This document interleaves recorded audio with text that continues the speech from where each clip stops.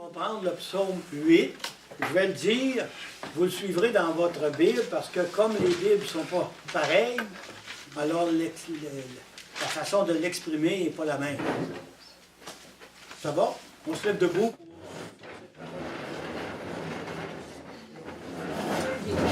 Au nom du Père, du Fils et du Saint-Esprit.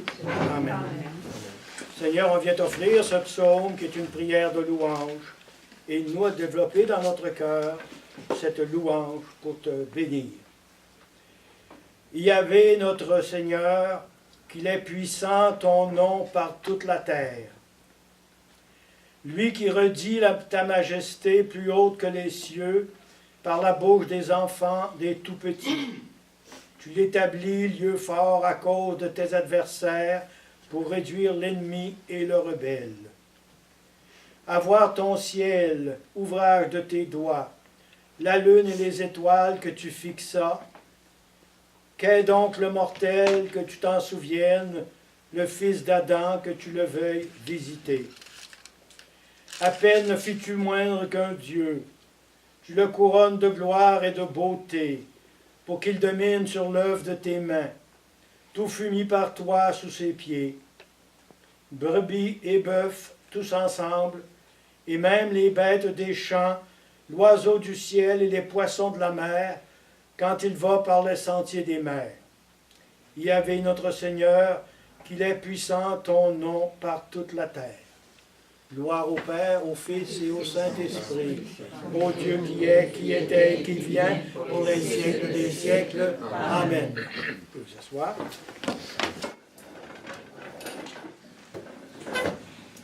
Alors vous remarquez que dans ce psaume, on reprend le premier récit de la création. Alors dans beaucoup de psaumes, là, il y a une référence très souvent à la création. Vous savez que celui qui a initié le genre littéraire des psaumes, c'est David. David, c'était un type qui jouait de la harpe et qui composait des psaumes. C'est lui qui a mis en route ce genre littéraire. Et puis ça s'est développé dans le temple de Jérusalem, où on chantait des psaumes pour Yahvé, pour Dieu. C'est pour ça qu'on se réfère beaucoup aux psaumes, hein, dans la Bible. Et puis, dans la liturgie de l'Église, il y a toujours un psaume. Je ne sais pas si vous avez remarqué, là. Hein?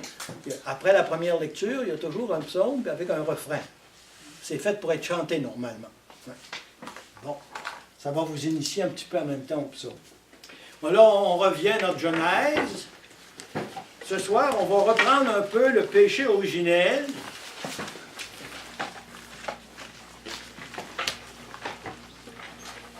Je résume un peu les deux premières rencontres. Là. En bref, la première rencontre, c'était le récit de la création. Premier récit de la création.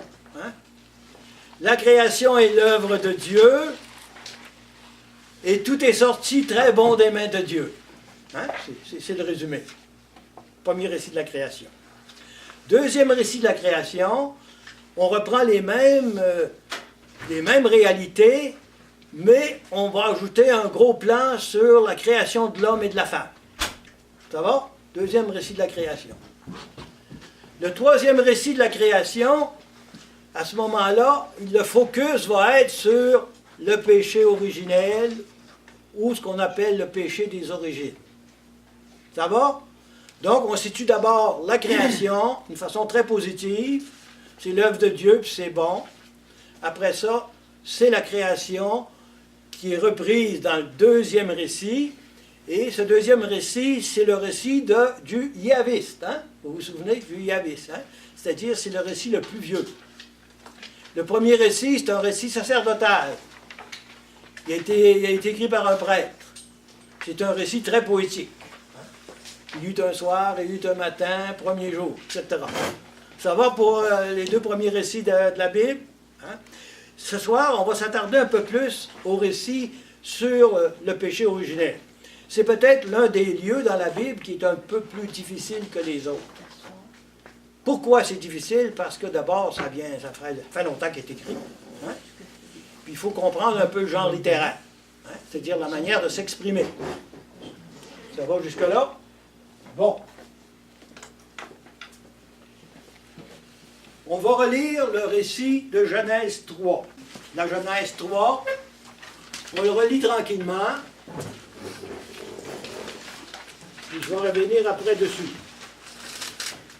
Le serpent était le plus rusé de tous les animaux des champs que Dieu avait fait.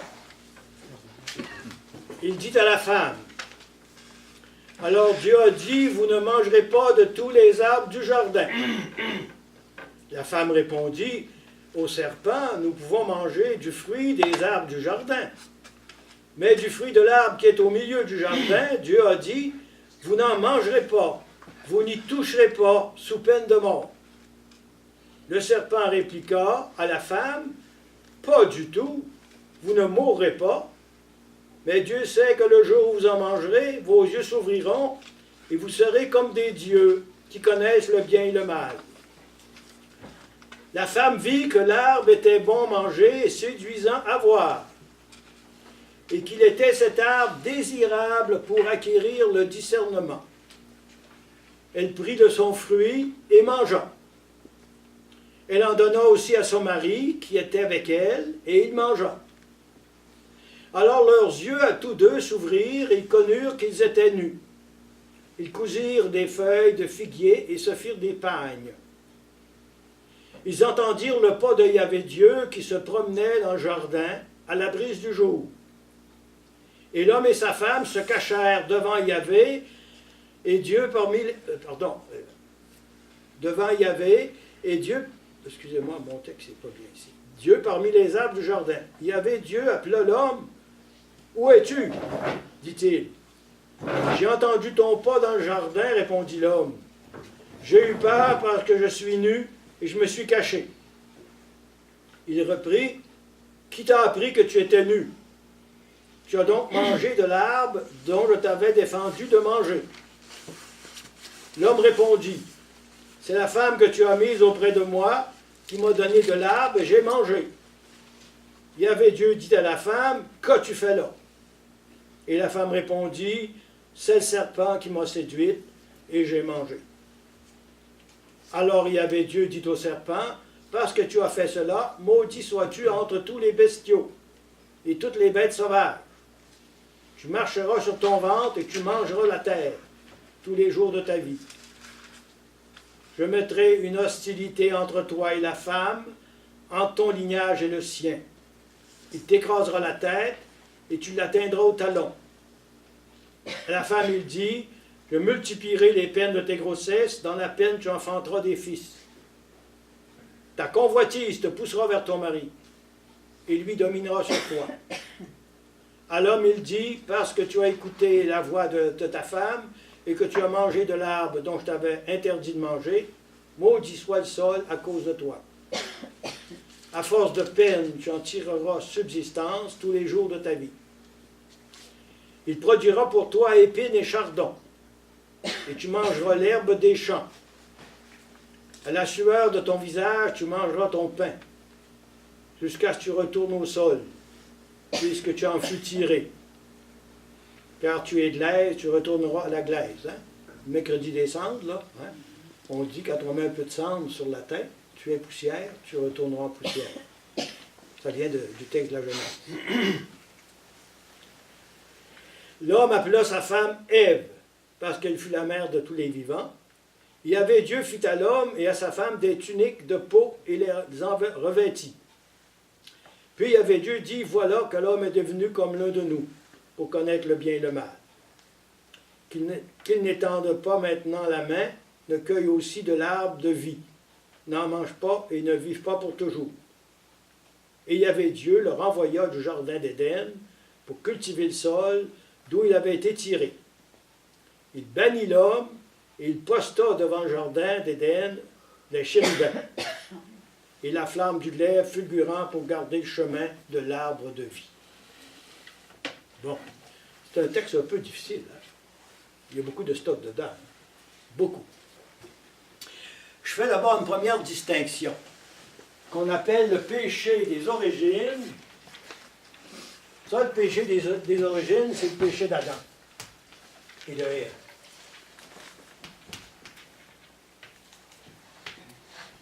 Tandis que le péché originel, on a lu le texte, mais on ne l'a pas vu. Hein? On n'a pas vu ce mot-là. Hein? Il vient de Saint Paul, aux Romains, chapitre 5. Ça vient de Saint Paul.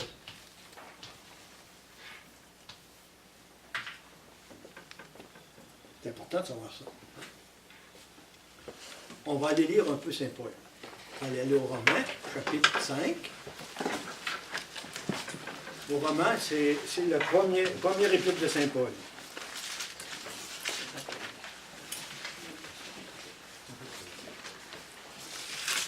Verset 12.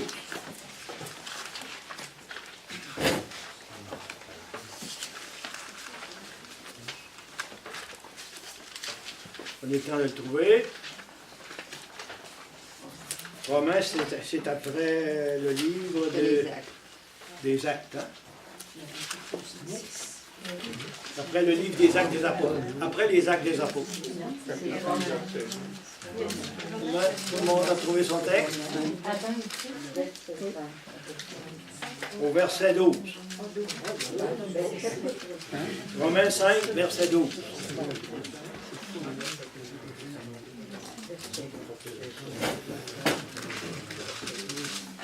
On va en lire un petit bout. Alors, Saint Paul écrit une lettre aux Romains. Vous savez que Saint Paul s'est rendu à Rome.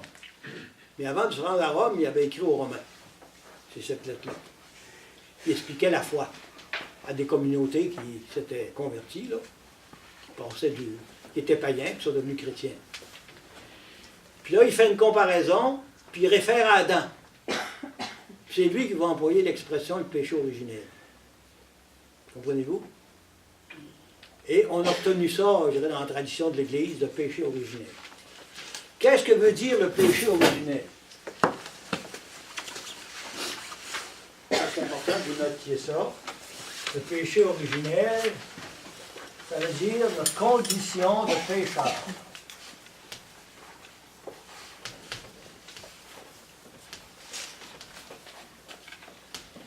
Tout homme qui vient au monde, hein, il a cette condition de pécheur ou de pécheresse. Hein, c'est un mot féminin.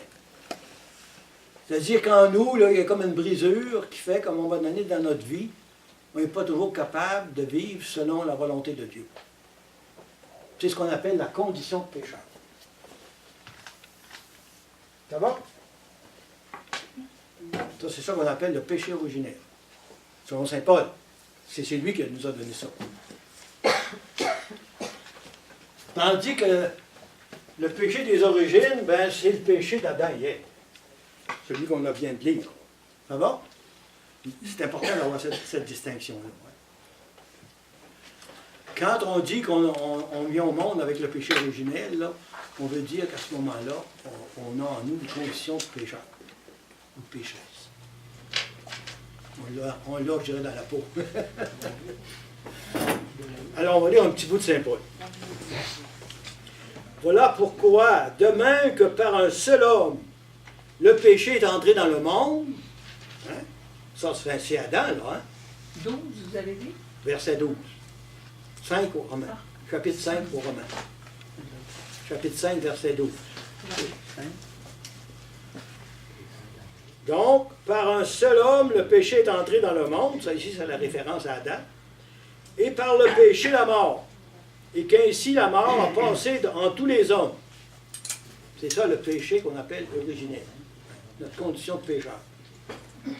Du fait que tous ont péché. Car jusqu'à la loi, il y avait du péché dans le monde. Mais le péché n'est pas imputé quand il n'y a pas de loi. Cependant, la mort a régné d'Adam à Moïse, même sur ceux qui n'avaient point péché d'une transgression semblable à celle d'Adam. Figure de celui qui devait venir. Figure de celui qui devait venir, ça c'est le Christ. Ça va?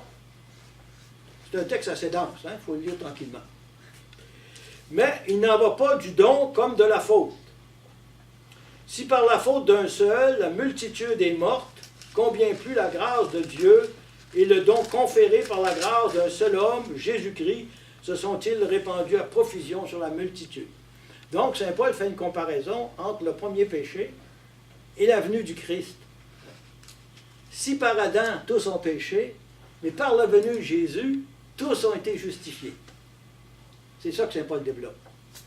Alors pour Paul, il met l'accent sur Jésus, mais il réfère à l'Ancien Testament parce que la référence c'était Adam. Le mot Adam, ça veut dire le premier homme. Hein? C'est Monsieur l'homme. Et on est compris dans le Monsieur l'homme. Hein? Homme et femme. Ça va jusque-là? Pas trop difficile. Hein? Et il n'en va pas du don comme des conséquences du péché d'un seul.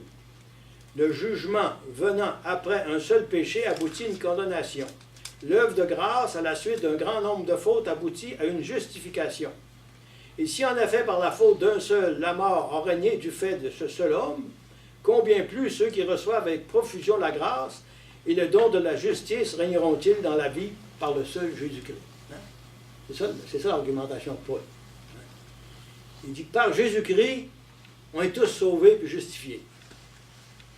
Au début, personne ne l'était parce qu'ils étaient tous pécheurs. Hein? On est tous nés avec une condition de pécheur. Et c'est ça que Jésus-Christ vient changer au niveau du salut. C'est ça que le baptême fait en nous. Ça va?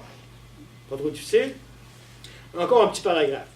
Ainsi donc, comme la faute d'un seul a entraîné sur tous les hommes une condamnation, de même l'œuvre de justice d'un seul procure à tous une justification qui donne la vie. Comme en effet par la désobéissance d'un seul homme, la multitude a été constituée pécheresse. Ainsi, par l'obéissance d'un seul, la multitude sera-t-elle constituée juste? Bon. Je vous en ai donné assez là, pour savoir que le péché originel, ça nous vient de Saint Paul. Ça va? Et Paul nous l'explique en nous disant que Jésus-Christ est venu, puis il est venu nous justifier de cette tendance au péché qu'on a dès qu'on vient au monde. Ça va? Tous à cette tendance-là, mais par Jésus-Christ, on peut s'en affranchir. C'est le don de la grâce. Alors, je vous ai passé tout à l'heure 2 feuilles. C'est marqué dessus, je pense, 4A et 4B.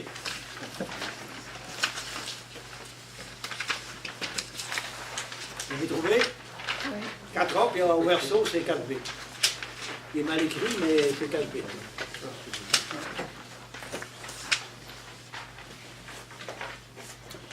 Alors, le titre, c'est « Message de foi des premiers chapitres de la Genèse ». Vous connaissez maintenant hein, la tradition là, sacerdotale. Ça va, vous en avez déjà parlé. Ouais. L'histoire primitive selon la tradition sacerdotale. Le premier récit de la création.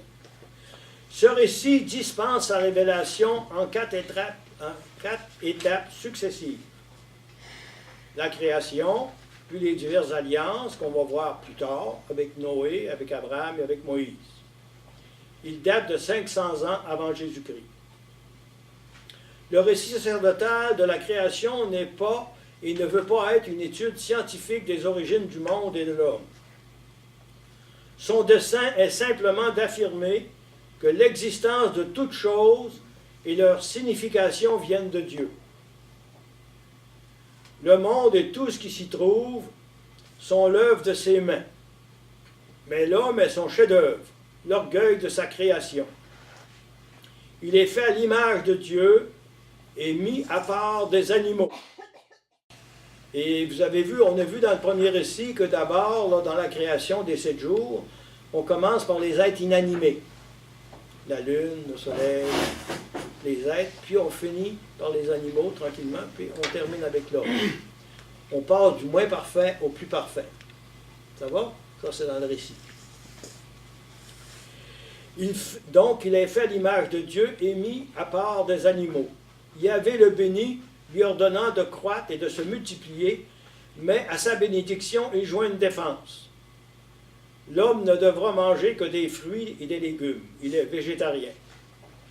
Le récit sacerdotal se termine avec l'institution du sabbat. Dieu se repose de son œuvre fondamentale, de son œuvre créatrice.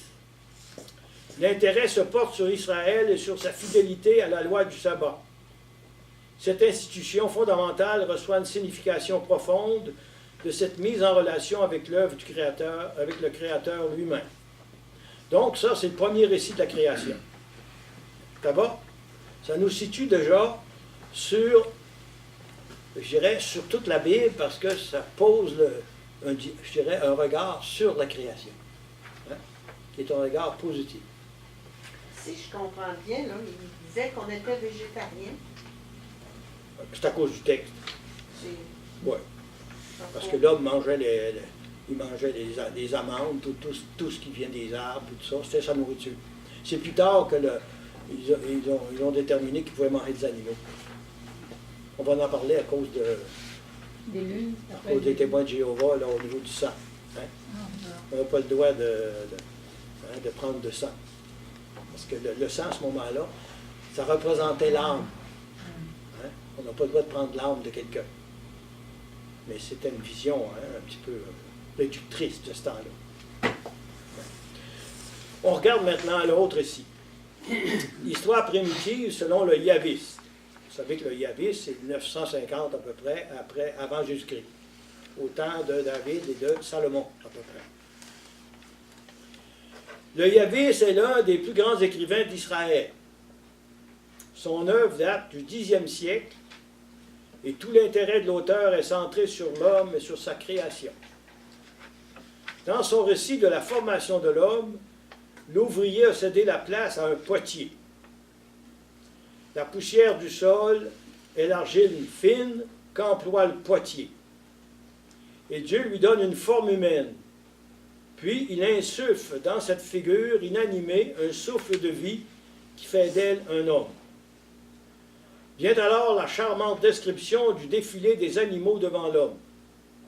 Ce dernier donne à chacun un nom, ainsi la connaissance qu'il a sur eux.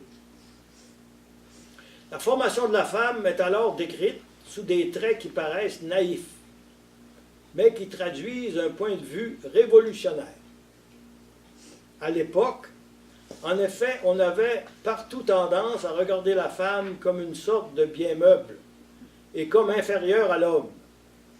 En la décrivant sous une forme imagée, comme tirée de l'homme lui-même, le Yavis lui attribue la même nature qu'à ce dernier. En somme, son égal. Vérité qu'aussitôt après, l'homme reconnaîtra ouvertement. La femme est donc, au meilleur sens du terme, son aide, son auxiliaire, une partenaire qui lui est pleinement accordée et qui l'est particulièrement par son union avec lui dans le mariage. Et ici, c'est une révolution, hein, au niveau du temps. Imaginez, c'est au 10e siècle, ça. On met sur le même pied d'égalité la femme et l'homme. Alors que dans ce temps-là, ça n'existait pas dans les sociétés païennes. C'est vraiment une révolution au niveau du peuple juif. Pour eux autres, d'abord, mais qui deviendra plus tard, qui sera répandue par le christianisme. Cette créature qu'est l'homme n'existe qu'en dépendance de Dieu et en relation avec un autre être humain. Mais en ce monde, il rencontre la tentation. Le tentateur se présente sous la forme d'un serpent et le pousse à se rebeller contre son Créateur. C'est ainsi qu'après avoir la création du premier homme et de la première femme, l'auteur passe immédiatement à l'entrée du péché dans le monde. Le premier péché ne saurait être attribué au genre humain en général, car l'humanité n'existe réellement que dans des êtres individuels, hommes et femmes. Ce premier péché est donc la faute commune du premier couple. Essentiellement, il fut la transfiguration d'un commandement divin que l'auteur représente sous une forme imagée encore, comme l'interdiction de manger un certain fruit. Le tentateur insinue à ses deux interlocuteurs qu'ils vont devenir comme des êtres divins connaissant le bien et le mal. Cette connaissance du bien et du mal signifie qu'ils se sont arrogés le droit de décider du bien et du mal, d'être leur propre loi dans l'ordre moral. En un mot, ils vont pouvoir se rendre indépendants de Dieu. Le tentateur les incite donc à renier leur condition de créature dans l'espoir de la transcender. La sentence prononcée ensuite par Dieu met l'accent davantage encore sur le manque d'harmonie introduit par le péché. L'union parfaite, dans un mutuel amour qui aurait dû marquer leur relation, va se transformer en esprit de domination chez l'homme et en suggestion chez la femme. L'homme pourtant n'a pas été vaincu définitivement. Ce n'est pas sans espoir qu'il est soumis aux forces du mal. Le yavisme rattache à la maternité une espérance qui se fonde sur Dieu même. Les chapitres suivants se rattachent de près à l'histoire de la chute. Ils servent en effet à illustrer la prolifération alarmante du péché. Bon. Alors vous voyez qu'il y a du stock dans la Genèse, hein? Surtout le chapitre 3. Hein? J'avais déjà expliqué la semaine passée que le mot côte, hein? La femme est tirée de la côte. Hein? Je vous avais expliqué que le mot côte, ça voulait dire qu'elle était égale ou de même nature. Ça va? Il faut retenir ça. Hein? C'est ça que ça veut dire le mot côte. Elle n'est pas tirée d'un animal, elle est tirée de l'homme. Elle a la même dignité, la même provenance, la même racine, si on peut dire. Ça va jusque-là pour côte. Bon. Je vais effacer un petit peu ici, là, parce que j'ai d'autres choses à mettre au tableau.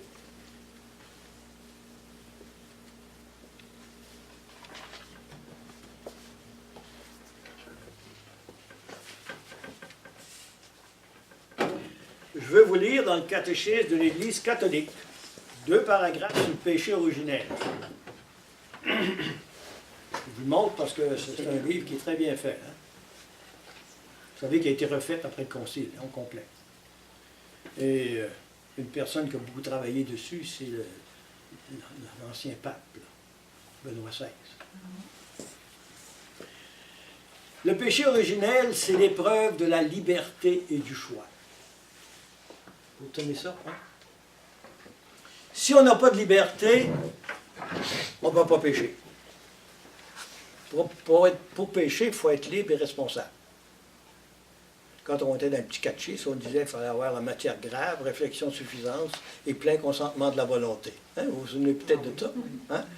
Matière grave, réflexion suffisante et plein consentement de la volonté. Donc, pour pécher, il faut être libre, autonome et responsable. Ça va? Alors, le catéchisme catholique va dire ceci. L'épreuve de la liberté. Dieu a créé l'homme à son image, il l'a constitué dans son amitié. Créature spirituelle, l'homme ne peut vivre cette amitié que sur le mode de la libre soumission à Dieu.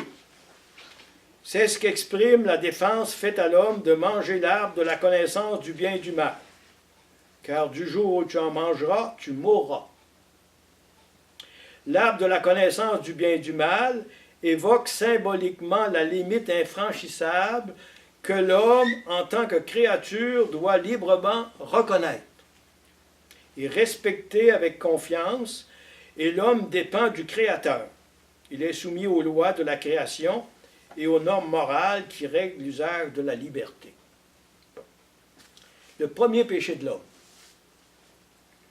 L'homme tenté par le diable a laissé mourir dans son cœur la confiance envers son Créateur, envers Dieu. Et en abusant de sa liberté, a désobéi au commandement de Dieu. C'est en cela qu'a consisté le premier péché de l'homme. Tout péché par la suite sera une désobéissance à Dieu et un manque de confiance en sa bonté. Je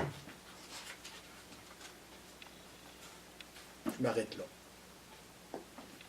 Donc, pour pécher, il faut être libre, autonome et responsable. Puis si on ne l'est pas, on ne péche pas. Oui. Pourtant, à l'époque, hein, on nous disait que l'âge de raison, c'était 7 ans.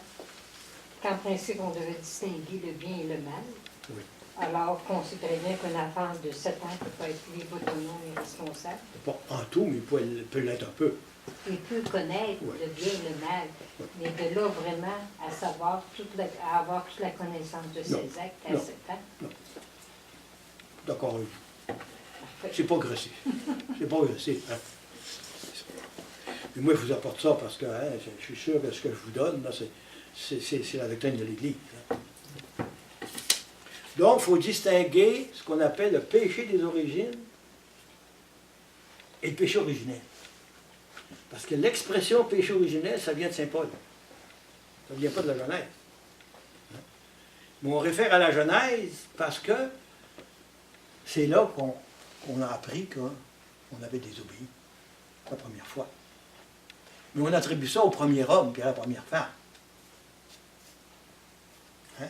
Parce que Adam, ça veut dire monsieur l'homme. Puis Ève, ça veut dire madame la vie. Madame. Ça va? C'est des noms symboliques. Donc la Genèse, c'est un genre littéraire qui nous donne une histoire pour nous faire saisir la réalité du péché et du mal. Correct? Il ne faut pas prendre l'image, je dirais, telle quelle, mais il faut voir le message dans l'image. Vous avez déjà expliqué ça, hein? Entre le message et l'image. Hein? Ça va jusque-là? Bon. On va faire un autre petit pas. Tranquillement. On ne va pas tout vous dire parce qu'il y a beaucoup de choses là-dedans. Maintenant, je vous l'explique en mes mots, le péché originel. Ça va être peut-être plus facile pour vous, parce que dans les textes, des fois, c'est difficile un peu.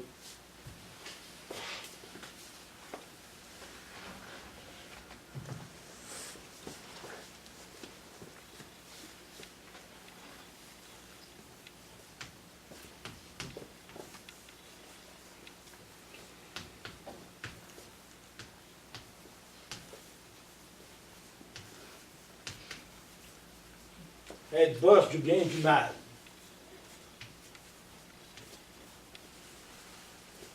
Sans se référer à Dieu.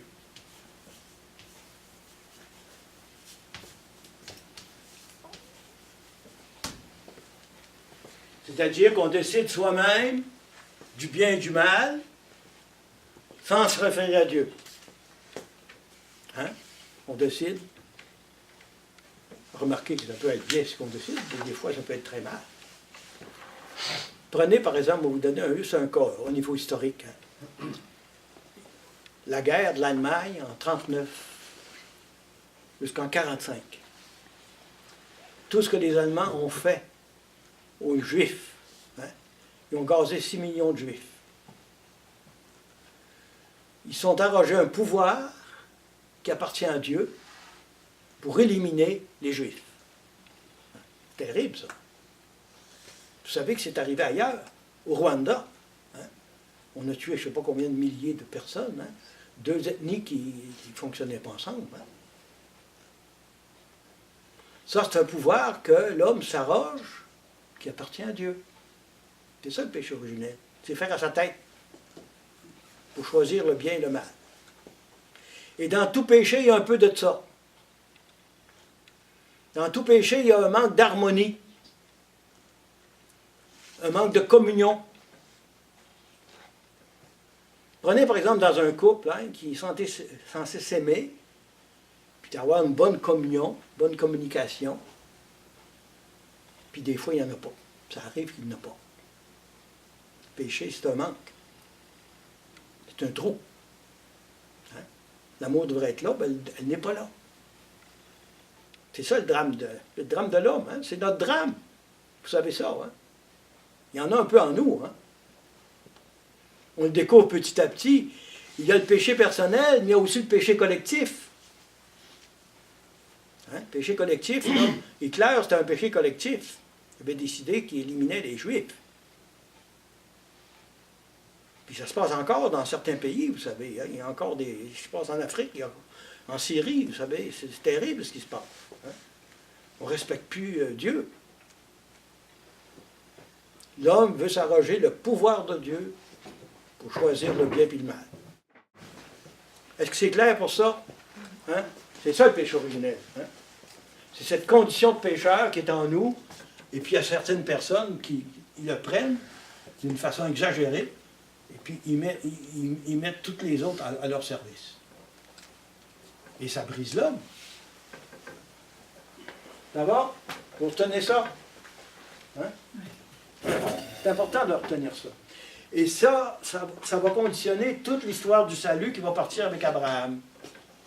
Alors l'auteur, lui, c'est ça qu'il veut nous décrire. L'auteur sacré qui a écrit le récit, là, c'est que pour lui, là, il a vu l'histoire d'Israël, hein, parce que ça a été écrit, ça, en 950 avant Jésus-Christ. Mais avant ça, ils ont vécu dans la misère en Égypte.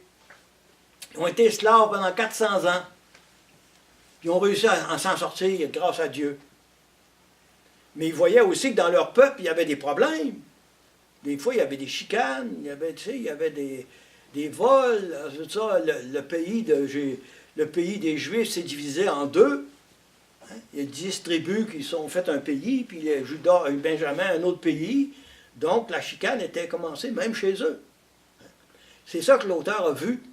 Puis à partir de là, il nous a écrit ce texte-là pour nous montrer que le péché est dans le monde. Puis le mal est même en nous. Puis je reviens sur le serpent. Le serpent, c'est le symbole du mal. L'adversaire. On a ça beaucoup dans le Nouveau Testament aussi. Je vais vous donner une référence tout à l'heure, on ira la voir.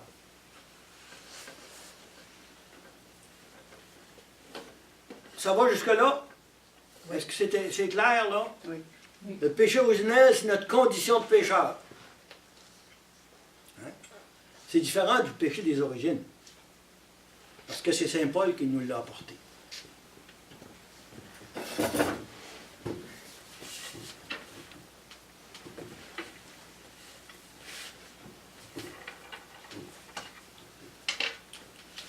Ça veut dire qu'avant que Saint Paul dise ça, il n'y a personne qui s'était rendu compte de la condition de pécheur de l'homme.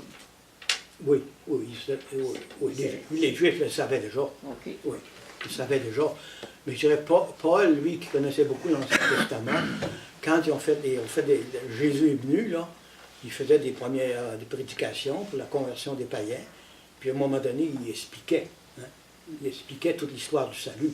Puis il référait à l'origine, hein, à la Genèse. Parce qu'on se transmettait ça, hein, d'une génération à l'autre. Hein. Ouais. Ça va? Oui. Alors ici, je reprends un petit peu ça, autrement. L'épreuve de la liberté, le drame du choix. Je pense que vous ne l'avez pas. Dans mes notes. Le narrateur de Genèse 3 et l'historien Iavis, qui reprend son texte, projette aux origines ce drame-là. Car si la création entière est donnée à l'homme comme domaine propre, il n'est pas le maître de la loi de sa vie, et Dieu seul fixe les conditions de son bonheur et de son malheur. Ça va? Hein? Vous savez, Dieu reste Dieu. Nous autres, on est des créatures. Fini. On n'a pas toute l'autorité, puis toute la capacité sur tout. L'arbre du bonheur et du malheur est là pour symboliser le drame du choix. Ça va? Hein? L'arbre du bonheur et du malheur est là pour symboliser le drame du choix. L'homme reçoit un précepte clair. Tu peux manger de tous les arbres du jardin, mais l'arbre de la connaissance du bonheur et du malheur, tu n'en mangeras pas. Car le jour où tu en mangeras, tu mourras de mort. À partir de là, le drame peut s'ouvrir. Le narrateur ne donne aucune explication sur l'existence et l'origine du mal lui-même. Remarquez qu'il ne nous l'explique pas, le mal lui-même. Celui qui a écrit, là, il prend l'expérience de toute l'histoire d'Israël. C'est là-dessus qu'il se base, pour parler du mal. Il le constate comme un fait. Dieu place l'homme dans le jardin, mais le serpent y est aussi, résumant en lui toute la symbolique du mal. Il est aussi une créature. Mais comment donc le mal s'est-il insinué dans la création que Dieu a faite? Cette question reçoit ici aucune réponse claire. Car le mal est une réalité opaque à laquelle l'homme se heurte sans en percer le mystère. Vous savez, le mal, c'est un mystère un peu. Hein? Il y a des choses qui nous dépassent dans le mal. Dans le paradis, l'homme et la femme vont l'affronter sous un aspect séduisant. Trompée par le serpent, la femme aura l'impression que l'arbre interdit était bon à manger et séduisant à voir, désirable pour acquérir le discernement. S'il n'avait pas été intéressant, elle ne l'aurait pas pris, le fruit. Il y avait quelque chose qui invitait, là. Hein? Mais derrière cet aspect séduisant s'en cache un autre redoutable, la mort et son cortège de misère. L'entrée dans le drame n'est pas le fait d'une conscience individuelle enfermée dans la solitude. Le narrateur met en scène un couple. C'est que l'homme n'a accédé à la conscience de soi que dans la réciprocité de sa relation avec la femme. La tragédie spirituelle qui se joue ici-bas comporte ainsi un aspect social qui ne peut être négligé. Hein, c'est le couple qui est visé. Mais elle intègre ainsi la réciprocité des consciences. Elle se joue sur un autre plan, celui de la confrontation entre le couple, homme-femme, et Dieu lui-même. C'est là que se situe le drame.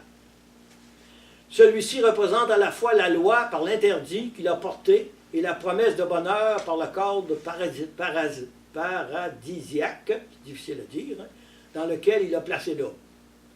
C'est donc dans leur relation à Dieu que l'homme et la femme vont ensemble atteindre leur pleine conscience d'eux-mêmes en engageant leur liberté dans un choix décisif. Bon, je vous ai donné une bouchée pas mal forte, là, on va arrêter 5 minutes pour vous détendre. C'est marqué le péché originel. Je voulais compléter ce soir, là, le péché originel avant d'aborder d'autres choses. Je l'ai mis au bas de cette feuille-là parce qu'il restait assez d'espace pour le placer. Je le lis parce que ça fait comme un résumé là, de tout ce que je vous ai expliqué ce soir. Ce que les chrétiens appellent péché originel ne se trouve pas dans le texte de la Genèse, mais dans l'épître de Paul aux Romains. On l'a lu tout à l'heure. Le péché de la Genèse. Si Adam c'est l'homme, tout homme, son péché c'est aussi le péché de tout homme. Le péché du monde. En ce sens, chacun de nos péchés entre dans ce péché d'Adam, le grossit, lui donne sa consistance. C'est ce qu'on appelle la condition de pécheur. Ça va? Tout homme est pécheur dans le sens que c'est une condition qui fait partie de l'homme. Pour Paul, l'affirmation du péché originel n'est que la conséquence d'une vérité bien plus importante. Nous sommes tous sauvés en Jésus-Christ. Nous le sommes tous, continue-t-il, parce que nous avions besoin de l'être.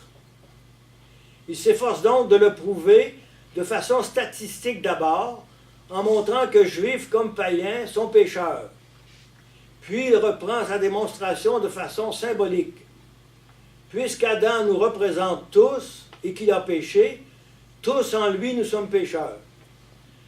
Mais cela n'est qu'une conséquence. L'essentiel est, nous sommes sauvés en Jésus-Christ, et là où le péché a abondé, la grâce a surabondé. Autrement dit, il nous déclare que nous ne sommes pas gracieux, mais graciés. C'est beau ça, hein? Nous sommes des pécheurs graciés, et cela est merveilleux. Quand on a échappé à un accident mortel, la cicatrice qui nous en reste est merveilleuse. Chaque fois qu'on la voit, elle nous rappelle qu'on est vivant. Le dogme du péché originel devrait lui aussi nous enthousiasmer. Il nous rappelle que Dieu nous sauve en Jésus-Christ, que nous sommes plus vainqueurs en celui qui nous a aimés. Ça c'est la façon dont Paul approche la question du péché originel. C'est très positif, hein? Lui, il l'approche par rapport à Jésus-Christ. C'est pour ça qu'il emploie l'expression péché originel. Et non pas dans le sens du péché d'Adam au début. Ça va? Bon. Je vous ai donné 2 petites références, je les ai mis au tableau. On va aller voir Saint Jean 8,44 concernant le serpent. Il y aurait bien d'autres textes, là, mais j'en ai choisi seulement deux.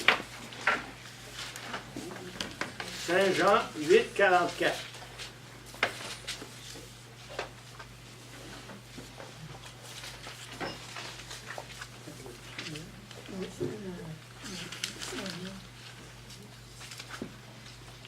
Vous l'avez trouvé? Oui.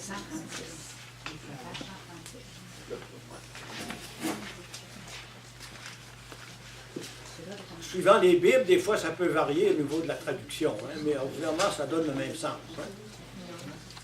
Alors, voici ce que dit Saint Jean.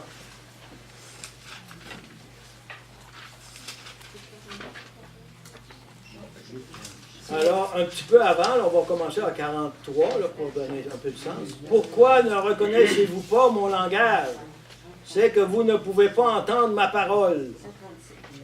Vous êtes du diable, votre père, et ce sont les désirs de votre père que vous voulez accomplir. Il était homicide dès le commencement et n'était pas établi dans la vérité, parce qu'il n'y a pas de vérité en lui. Quand il profère le mensonge, il parle de son propre fond, parce qu'il est menteur et père du mensonge. Hein? Ici, on identifie le diable là, au serpent ou à l'adversaire. Il dit qu'il est mensonge. C'est ça, il a trompé la femme. Dès l'origine, il y a le mensonge. Dans le péché, il y a souvent un mensonge. Hein? D'une réalité qui paraît bien plus belle qu'elle est. Très souvent, après, on se rend compte qu'elle n'est pas belle du tout. C'est le drame de l'homme. Hein? On continue un petit peu, mais parce que je dis la vérité, vous ne me croyez pas. C'est Jésus qui parle. Hein? Il parle avec les pharisiens et les scribes.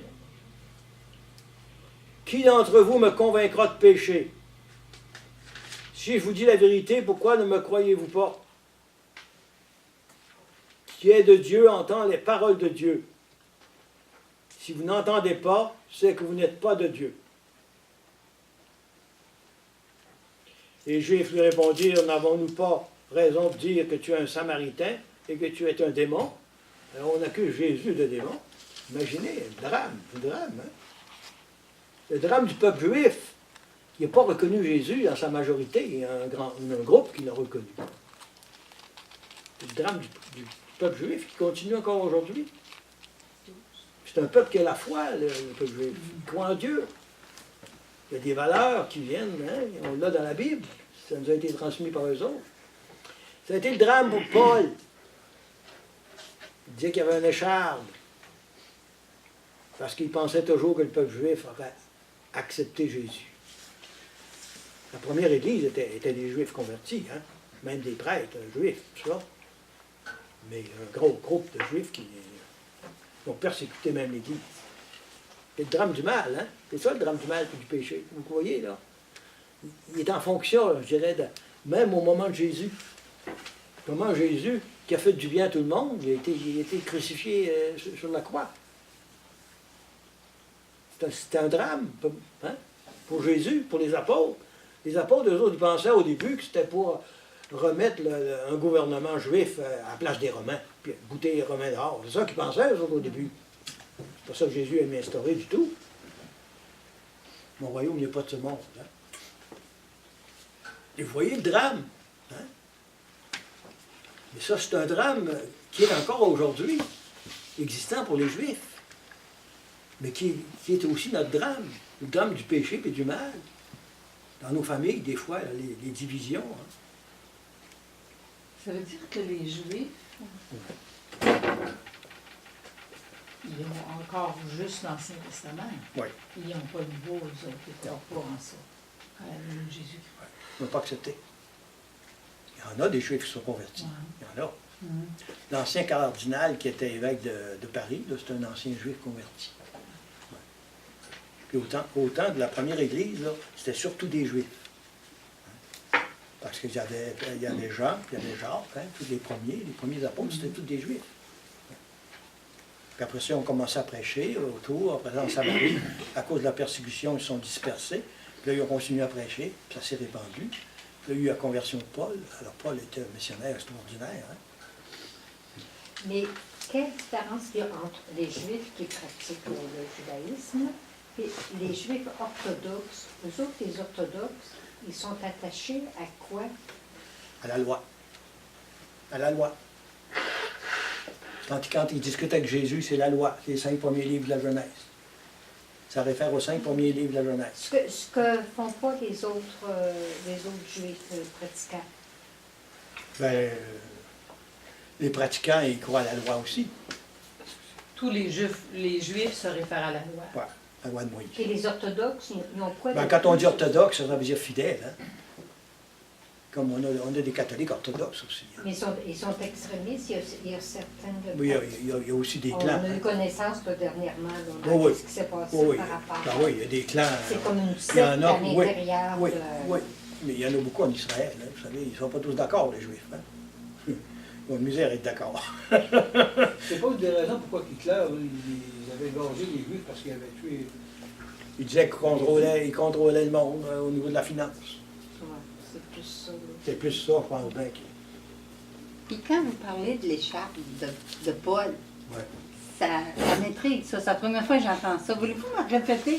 Comment vous dites ça? Ben, on ne l'explique pas, c'est dans une de ses lettres, Ouais. qui parle qu'il y avait un écharpe dans Oui, sa, c'est ça. un écharpe dans sa chair. Ouais, Mais il n'a jamais expliqué qui c'était. Bon, moi j'interprète, là. oui, oui, vous êtes mais j'ai aimé votre interprétation. Redites-moi là. Ben, pour lui, là, c'était une souffrance, hein, parce qu'il était un juif. OK, qui il voyait était que son juif, peuple ne ouais. se convertissait pas à Jésus. OK, Pour OK. lui, c'était une souffrance terrible. OK. Correct. Pareil comme nous autres, nos familles, des fois, là. C'est ça. J'ai mal à mon église. Oui, des oui. fois, c'est ça. Là. Oui. OK. Ou vous avez mal parce qu'il y a un de vos fils ou de votre fille Oui, oui, qui ne se conduit nos pas très proches, bien. hein. Nos paroisses. On a mal, hein? Il y a un écharpe qui est C'est là. ça. Oui, oui. C'est ça, OK, l'expression. je comprends. Il y a des Juifs qui attendent encore la venue. Oui. Ils n'ont pas cru à Jésus, ceux-là. alors que- Non. Non, c'est ça. C'est un drame, hein? À cause de la liberté. C'est mystérieux, hein? C'est pour ça que je parle du mystère du mal. C'est mystérieux parce qu'on est confronté à ça régulièrement, vous savez. Prenez toute la corruption hein, avec la commission Charbonneau. C'est le mal là, qui est à l'œuvre. Hein? Dans toutes les catégories. Il est à l'œuvre, hein? Puis des fois, il est à l'œuvre dans nos vies. Il faut se battre contre. Hein? Rien que des fois. Mais non. Mais vous voyez que l'auteur là, qui a écrit ça, là, c'est extraordinaire, ce qu'il a pu écrire. Hein? D'une façon facile à comprendre, dans le fond, si on comprend un peu la symbolique. C'est pour ça que dans le texte, on annonce déjà que Dieu intervient hein, pour sauver son peuple. Et ça va être toute l'histoire du salut avec Abraham qui va commencer après au chapitre 12. J'aurais pu commencer avec Abraham, avec l'histoire du salut. Mais je trouvais que c'était important de présenter là, le début, hein, parce que ça donne l'origine du monde, de l'homme et de la femme, de la création, puis du péché, puis les conséquences du péché. Nous autres, on peut dire, on vit encore dans les conséquences du péché. Parce que le péché peut être personnel, mais il peut être collectif dans la société. On n'est pas responsable de toute la société, que si tu veux, des fois, on est conditionné par la société. Oui. Hein? Des choses qui se font des fois, on n'est pas toujours d'accord, mais ça se fait pareil. Vous voyez que c'est très actuel, hein? C'est un chapitre qui est très actuel.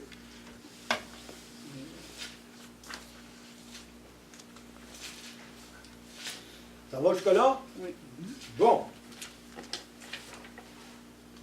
Je pense que j'ai pas mal fini ce que j'avais à vous dire sur le texte. Hein? Je vous ai passé aussi les pages. On va aller, si vous voulez, on a tient encore un peu de temps. Oui. Oui. On va commencer les conséquences du péché. Genèse 4.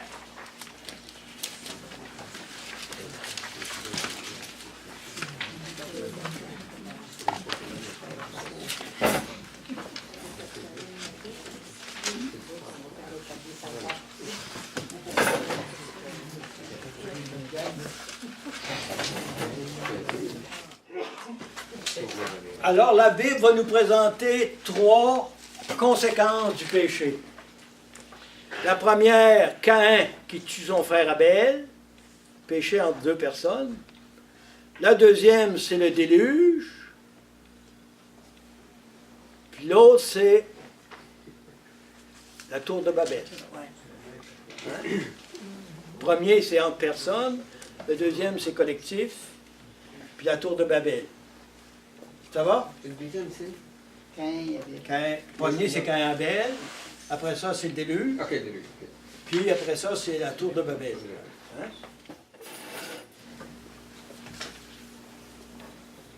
Caïn.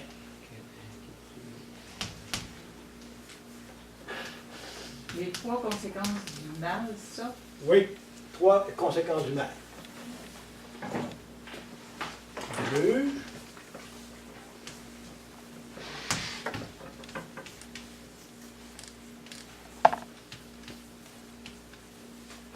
On ne lira pas tous les textes, mais on va vous faire choisir quelques textes.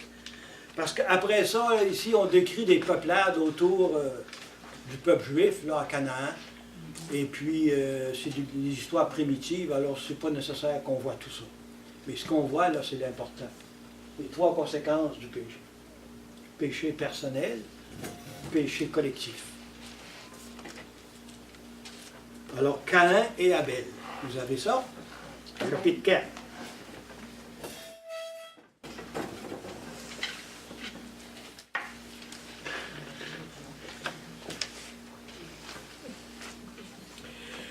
L'homme connut Ève, sa femme, elle conçut et enfanta Caïn, et elle dit, j'ai acquis un homme de par Yahvé. Elle donna aussi le jour à Abel, frère de Caïn. Or, Abel devint pasteur de petit bétail, et Caïn cultivait le sol. Le temps passa, et il advint que Caïn présenta des produits du sol en offrande à Yahvé, et qu'Abel, de son côté, offrit les premiers-nés de son troupeau, et même de leur graisse. Or, Yahvé agréa Abel et son offrande, mais elle n'agréa pas Caïn et son offrande. Ici, j'ai une note ici qui nous dit première apparition du thème du cadet préféré à l'aîné par lequel se manifeste le libre choix de Dieu, son mépris pour les grandeurs terrestres et sa prédilection pour les humbles. Ce thème revient souvent à travers la Genèse, etc. Bon. Or, donc, Yahvé agréa Abel et son offrande, mais il n'agréa pas Caïn et son offrande. Et Caïn en fut très irrité et eut le visage abattu. Ici, on interprète ça parce que son cœur n'était pas droit. L'autre donnait les premiers-nés. Ordinairement, c'est les premiers-nés qu'on donnait en animal, au niveau des animaux, comme offrande. Puis Abel n'a pas fait ça. Mais le texte ne nous le dit pas. On pense qu'il est là. Hein? Abel n'a pas fait ça ou Caïn? À Caïn. C'est Caïn qui a pas fait ça. Alors, Yahvé dit à Caïn, pourquoi es-tu irrité et pourquoi ton visage est abattu?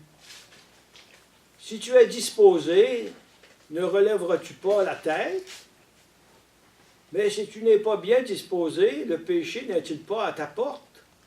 Une bête tapie qui te convoite, pourras-tu la dominer? Bon. Cependant, Caïn dit à son frère Abel, allons dehors. Et comme ils étaient en pleine campagne, Caïn se jeta sur son frère Abel et le tua. Voyez-vous le drame? Ça veut dire qu'il y avait quelque chose qui couvait avant, hein, au niveau des relations des deux frères. Et remarquez ici que c'est une histoire raccourcie, hein, on ne dit pas tout. Yahvé dit à Caïn, où est ton frère Abel? Il répondit, je ne sais pas. Le mensonge, hein? Péché, c'est ça. Suis-je le gardien de mon frère? Hein? C'est une expression qu'on entend encore aujourd'hui. Hein? Quand on demande des nouvelles de quelqu'un, est-ce que je suis le gardien de mon frère? C'est une expression. Hein?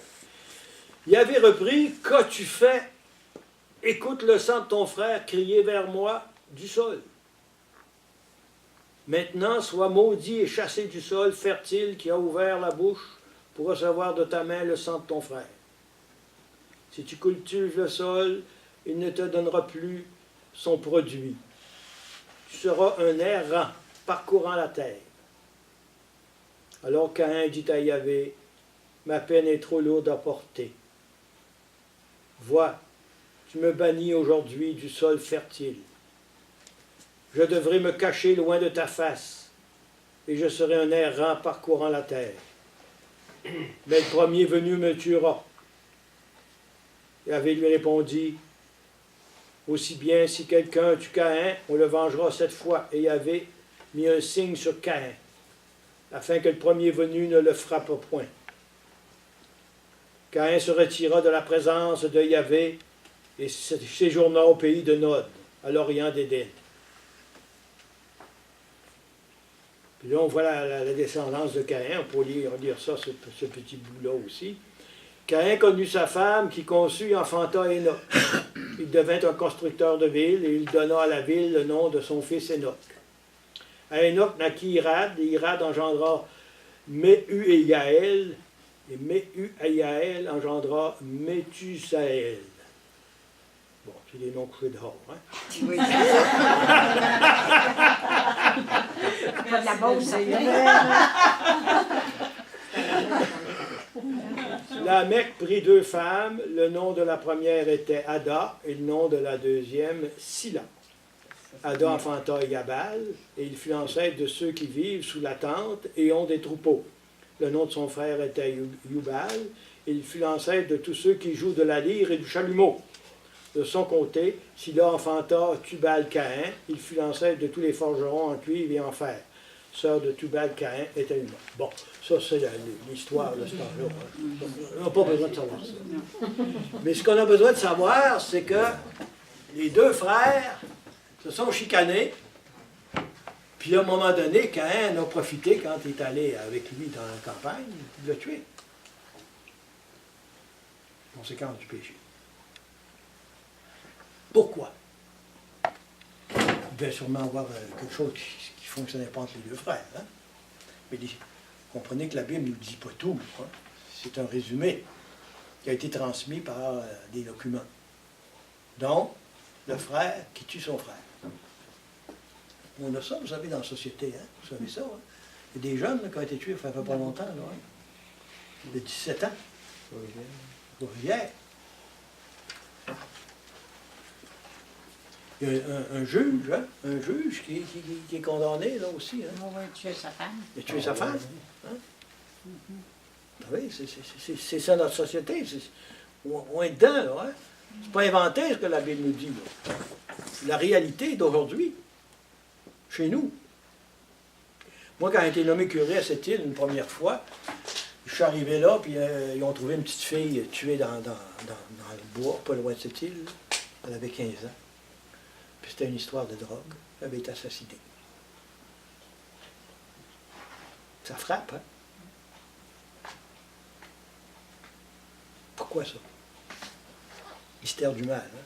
Ça nous dépasse, hein? Il y a des choses qui nous dépassent là-dedans. Vous avez aussi, hein, je vous apporte quelques exemples, hein?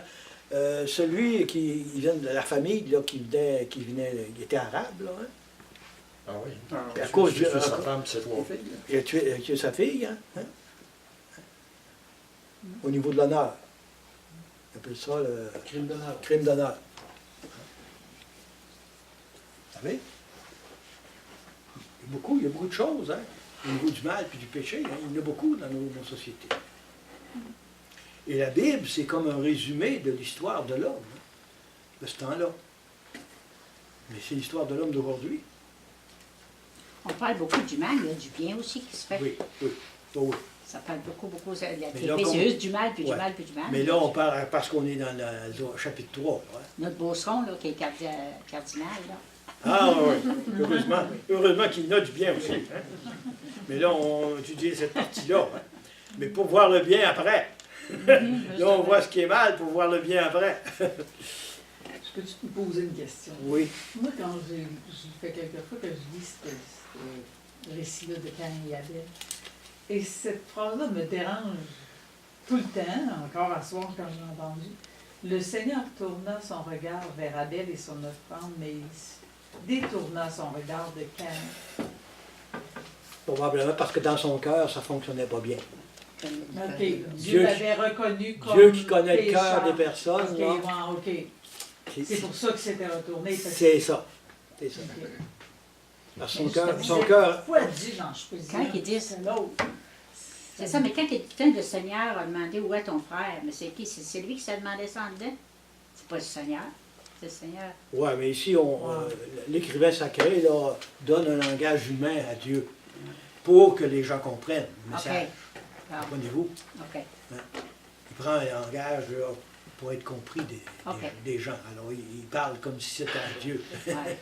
Dieu est une personne. Ouais, ça serait humain. Justement, Ouais. il met Dieu comme une humaine. C'est ça. C'est ça. C'est parce que c'est sûrement au niveau du cœur que ça ne fonctionnait pas. Hein. Le mal est d'abord dans le cœur, vous savez, avant d'être dans les actes.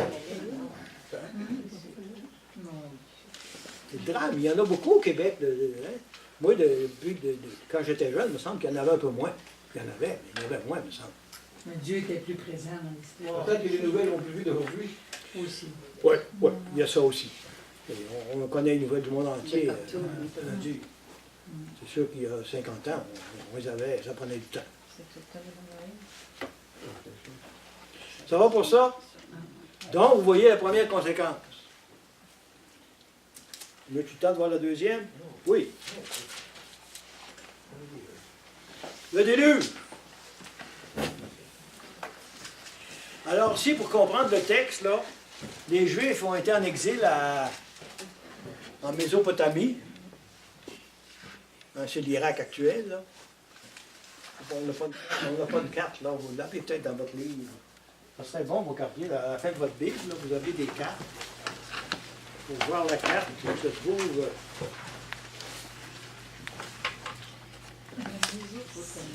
Oui. Mésopotamie ou Babylone. Babylonie. Page 91. Vous avez deux grands fleuves, l'Euphrate, hein, puis le Tigre. C'était nommé quand on a vu la création. Là, Alors vous voyez, par rapport au pays de Jésus, c'est quand même assez loin. Vous avez Tyr, là, puis vous allez à la mer Méditerranée, là, puis où se trouve Damas, là, pas loin, à gauche, c'est ça, la Terre Sainte. Elle n'est pas bien grande, la Terre Sainte. Vous voyez un petit peu la mer Morte, là. C'est au sud. Et puis, vous avez, à la droite, là, vous avez ce qu'on appelle Babylonie, ou la basse Mésopotamie. Babylone, c'était la capitale à ce moment-là.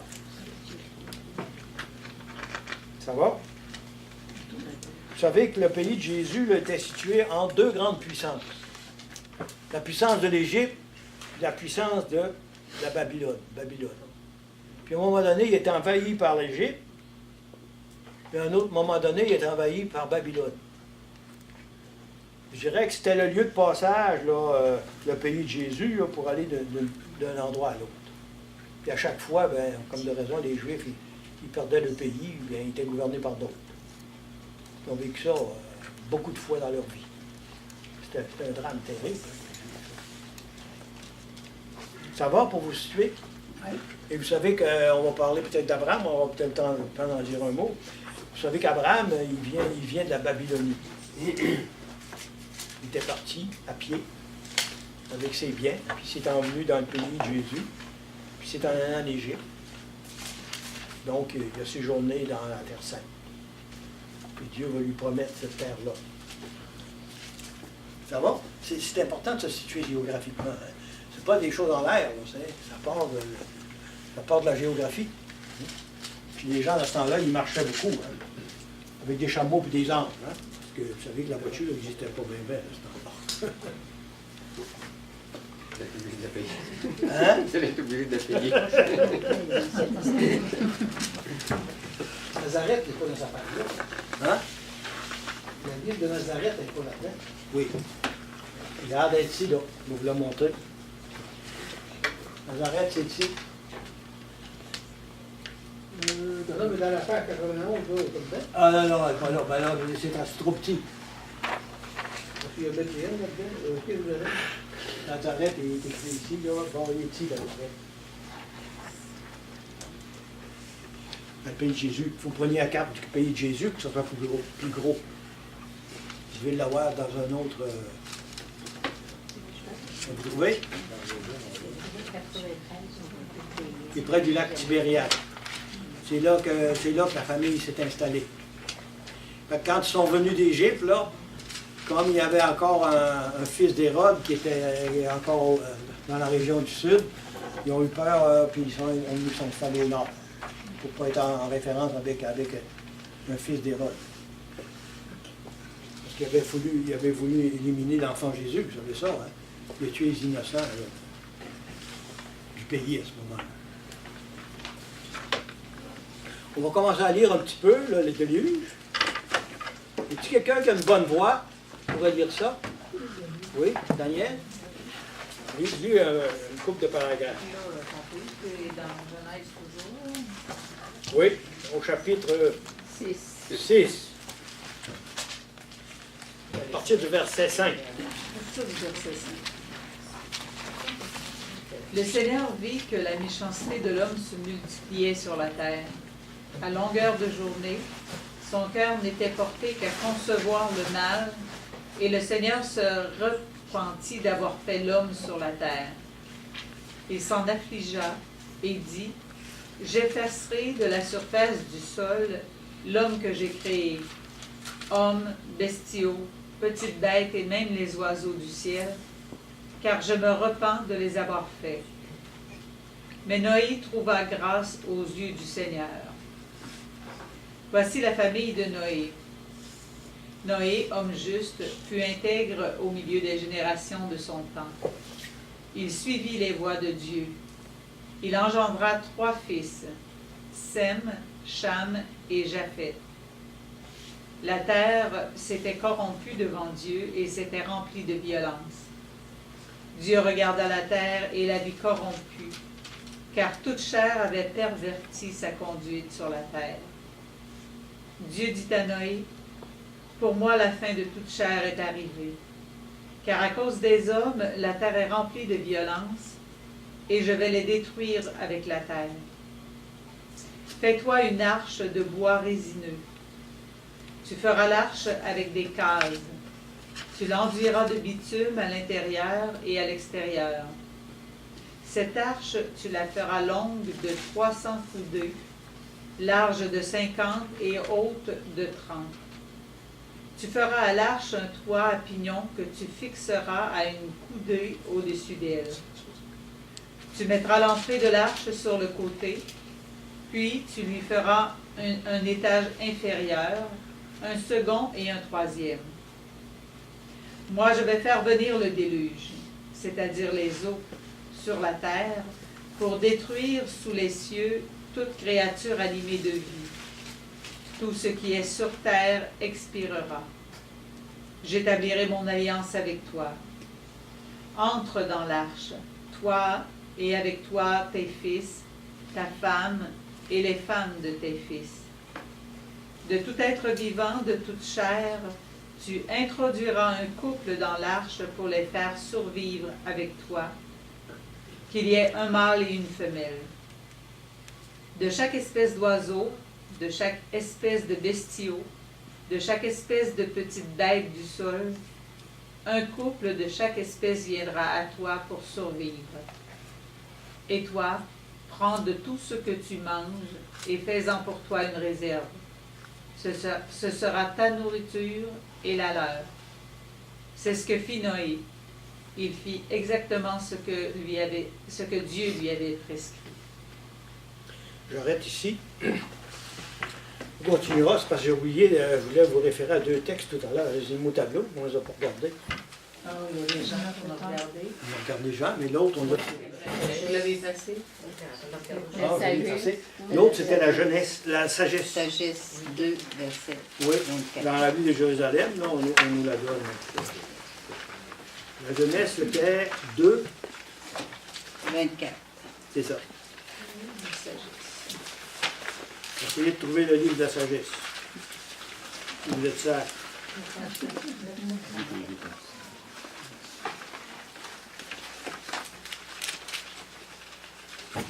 2,24, hein?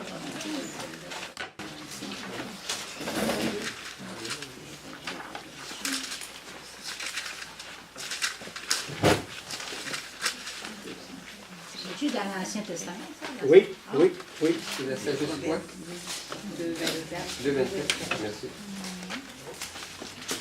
Ça, j'ai pris ça dans les marges hein, de la Bible de Jérusalem. Il nous donne toujours les textes là, en référence.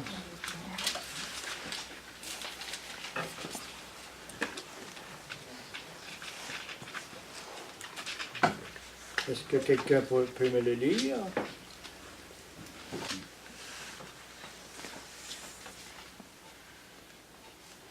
Vous l'avez, je le lis. Je commence au verset 23. Chapitre? Non, verset 23. Ah, ok. Chapitre 2. Hein. Ah, ok. Oui, Dieu a créé l'homme pour l'incorruptibilité. Il en a fait une image de sa propre nature. C'est par l'envie du diable que la mort est entrée dans le monde. Vous voyez la référence au diable? Hein? Au serpent. Ils en font l'expérience, ceux qui lui appartiennent. Je reprends ça. Hein? C'est par l'envie du diable que la mort est entrée dans le monde. Ils en font l'expérience, ceux qui lui appartiennent. Ceux qui sont dans le mal. Vous voyez ce qui se passe maintenant en Ukraine, hein? On parle du mal, hein? Tout le drame de l'Ukraine actuelle. Là. Il semble bien que celui qui était président du pays, il en mettait dans ses poches. Puis, il y avait beaucoup de corruption. Hein? Toujours le même scénario. Hein. Ah, c'est ça. On tombe dans Genèse 3. C'est très actuel. Hein? C'est pour ça que l'Évangile, ce qu'elle veut, l'Évangile, c'est changer le cœur de l'homme. C'est changer son intérieur. C'est toute la dynamique de l'Évangile. Et vous savez que pendant 3 siècles, les Romains ont combattu le christianisme. 3 siècles. Jésus est né en l'an 0, à peu près. Parce que pour eux autres, c'était une secte dans ce temps-là. Hein, parce qu'eux autres, ils croyaient à beaucoup de dieux. Ben, ça a pris 3 siècles avant de changer les mentalités des personnes. Puis finalement, il y a un empereur qui s'est converti, Constantin. Et puis là, c'est devenu la religion de tout l'Empire romain. Comment de morts, il y a eu des milliers de morts. Des grands personnages, des gens extraordinaires. Dans la liturgie, des fois, on a des noms qui viennent, Saint Polycarpe, par exemple. Des martyrs de ce temps-là. Alors le mal est là. C'est par l'envie du diable que la mort est entrée dans le monde. Ils en font l'expérience, ceux qui lui appartiennent. Très souvent, ça se termine mal. Hein. Pour le président là, de l'Ukraine, ça se termine très mal. Hein. Puis le pays est quasiment en état de faillite. C'est un drame. Hein. C'est des gros drames. Hein. Ça, c'est le péché collectif, mais le péché personnel aussi. C'est ça que la Bible veut te faire comprendre dans l'épisode du déluge. C'est quoi qui veut nous faire comprendre le déluge? Dites. Que le mal s'est répandu dans le monde. Ah, OK. Puis Dieu vient les laver dans le déluge.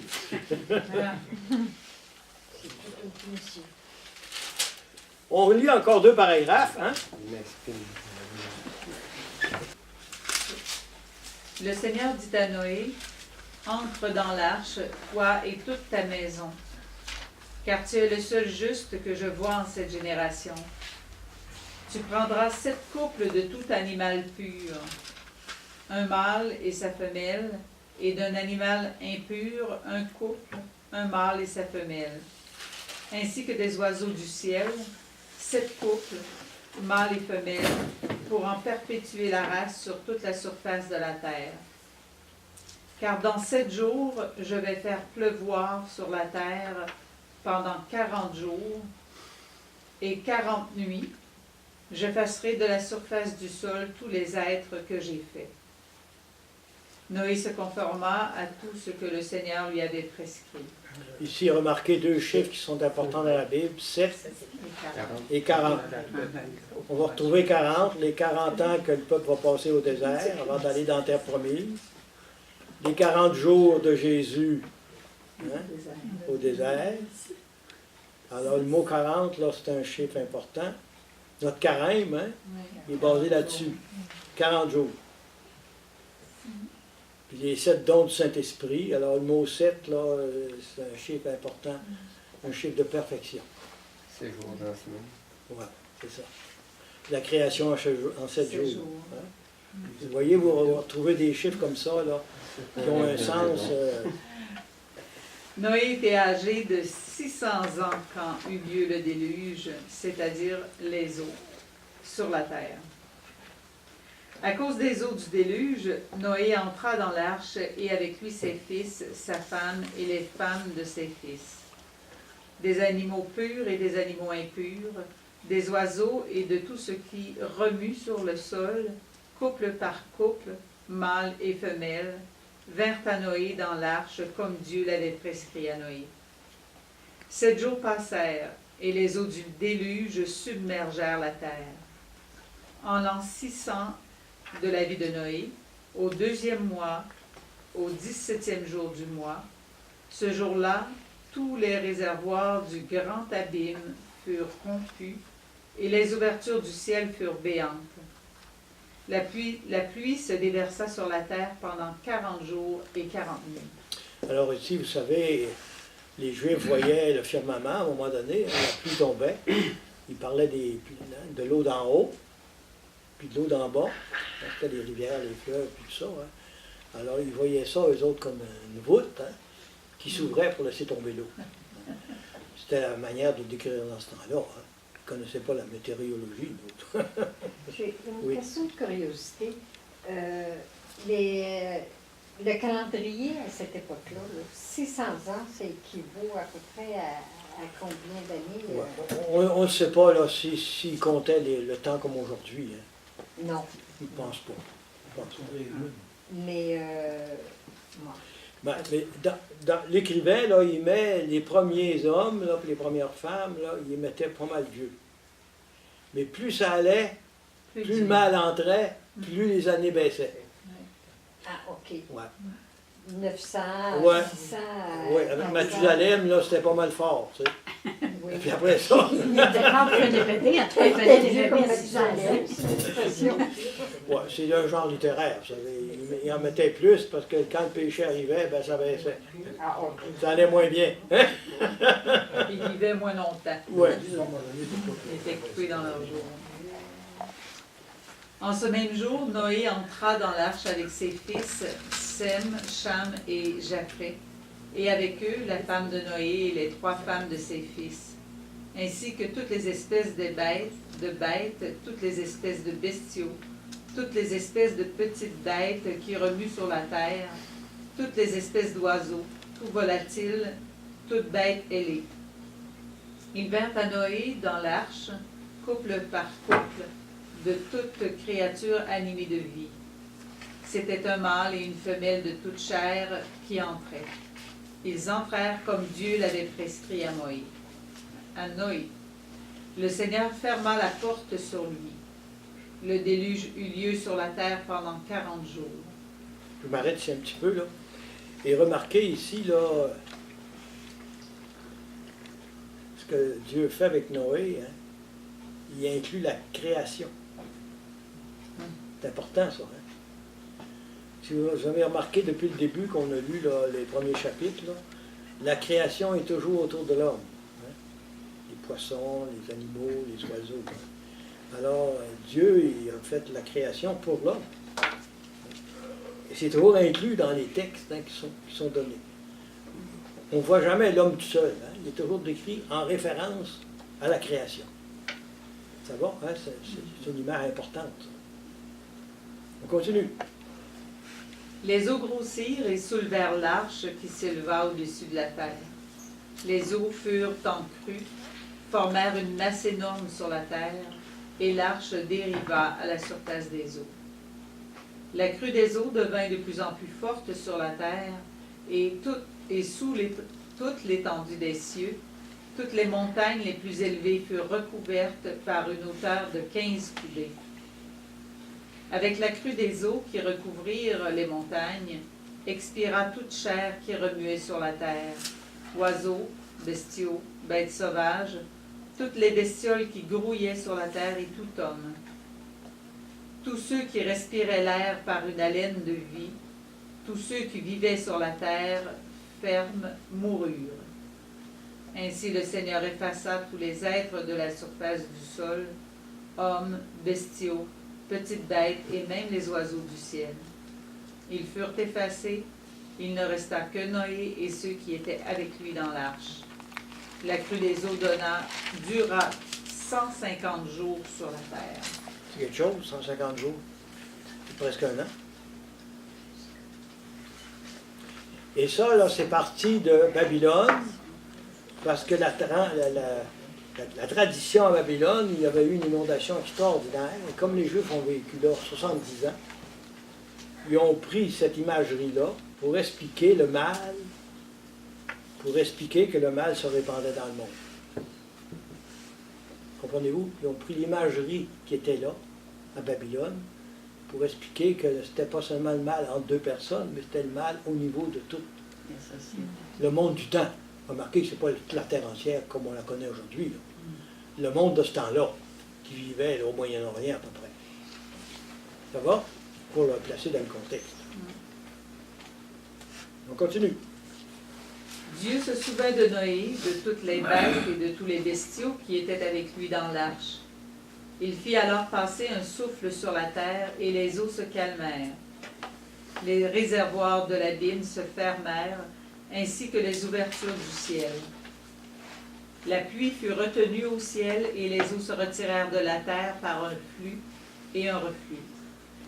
Au bout de 150 jours, les eaux diminuèrent et au 7e mois, le 17e jour du mois, l'arche reposa sur le mont Ararat. Les eaux continuèrent à diminuer jusqu'au 11e jour du 10e mois, et les cimes des montagnes apparurent. Or, au bout de 40 jours, Noé ouvrit la fenêtre de l'arche qu'il avait faite. Il lâcha un corbeau qui s'envola, allant et revenant, jusqu'à ce que les eaux découvrent la terre ferme. Puis il lâcha la colombe pour voir si les eaux avaient baissé sur la surface du sol. Mais la colombe ne trouva pas où poser sa patte, la patte. Elle revint à lui vers l'arche, car les eaux couvraient toute la surface de la terre. Il tendit la main et la prit pour la faire rentrer dans l'arche. Il attendit encore 7 autres jours et lâcha à nouveau la colombe hors de l'arche. Sur le soir, elle revint à lui, et voilà qu'elle avait au bec un frais rameau d'olivier. Noé sut ainsi que les eaux avaient baissé sur la terre. Il attendit encore 7 autres jours et lâcha la colombe, qui ne revint plus vers lui. Alors, le rameau d'olivier, là, hein, vous savez ce que ça veut dire, hein? C'est la paix. C'est le signe de la paix. Quelqu'un qui donne un rameau d'olivier. Ça vient de la Genèse. Vous savez, il y a toutes sortes d'expressions comme ça, hein, qu'on a appris quasiment sans l'apprendre, là, mais qui a une référence au niveau à l'Ancien Testament. On continue. Or, en l'an 601, au premier jour du premier mois, les eaux découvrirent la terre ferme. Noé retira le toit de l'arche et vit alors que la surface du sol était ferme. Au 2e mois, le 27e jour du mois, la terre était sèche.